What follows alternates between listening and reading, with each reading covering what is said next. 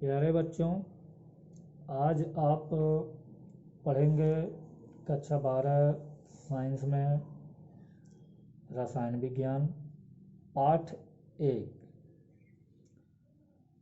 Unit first में आप unit first है ठोस अवस्था। अध्याय 1 जो है उसका नाम है ठोसों का वर्गीकरण एवं संरचना। ठोसों का वर्गीकरण एवं संरचना। जैसा कि आप जानते हैं, द्रव्य यानी कि पदार्थ 3 भौतिक अवस्थाओं में होता है, ठोस, द्रव और गैस। तो जो द्रव्य अर्थात पदार्थ की 3 भौतिक अवस्थाएं हैं, ठोस, द्रव, गैस, उसमें से आप इस चैप्टर में पढ़ेंगे ठोस अवस्था के बारे में। जैसा कि पिछली कक्षाओं में, कक्षा 9 में, 7, 8 में, जूनियर कक्षाओं में आप पढ़ते हैं ठोस का परिभाषा कि ठोस है क्या। तो एक बार ठोस का परिभाषा सुनेंगे, उसके बाद आप ठोसों के वर्गीकरण और संरचना के बारे में जानेंगे। द्रव्य की वह भौतिक अवस्था, द्रव्य की वह भौतिक अवस्था जिसका आयतन और आकार दोनों निश्चित होता है।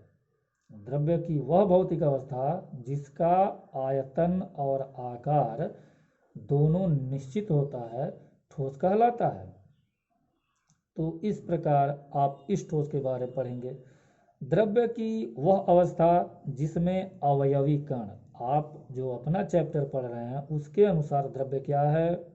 ऊंचे कक्षाओं में परिभाषाएं थोड़ा विशिष्ट हो जाती हैं, जो कि क्या है, द्रव्य की वह अवस्था जिसमें अवयवी कण प्रबल अंतरा अणुक बलों द्वारा जालक में, जो पदार्थों के बीच जालक है, समृत संकुलित होते हैं तथा इस कारण गति करने में असमर्थ होते हैं।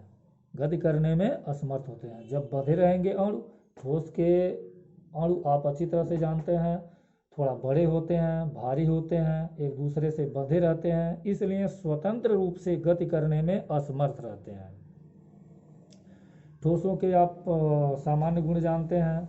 इन ठोस के अणु पास पास होते हैं, ठोस के अणु पास पास होते हैं, आप अच्छी तरह से जानते हैं।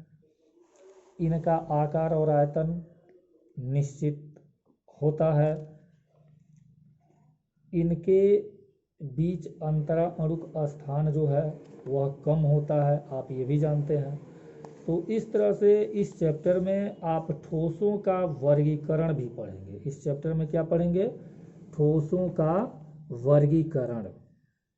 ठोसों का जो वर्गीकरण है वो जो है 2 प्रकार का होता है। वर्गीकरण यानी ठोस को 2 भागों में 2 प्रकार से वर्गीकृत किया गया है।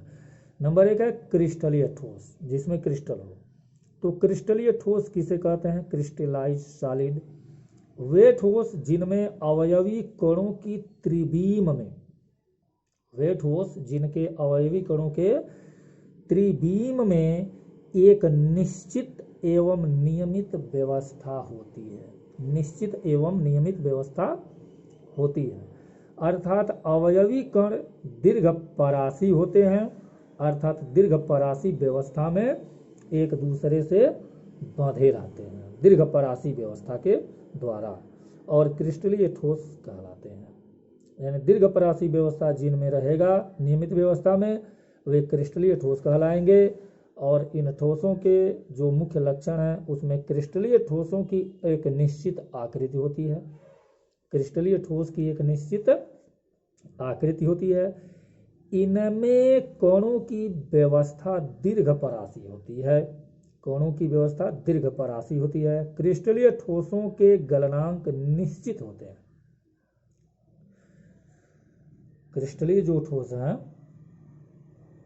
उनके गलनांक निश्चित होते हैं एवं इनके शीतलन वक्र असतत होते हैं। जो शीतलन का वक्र है वो असतत होता है।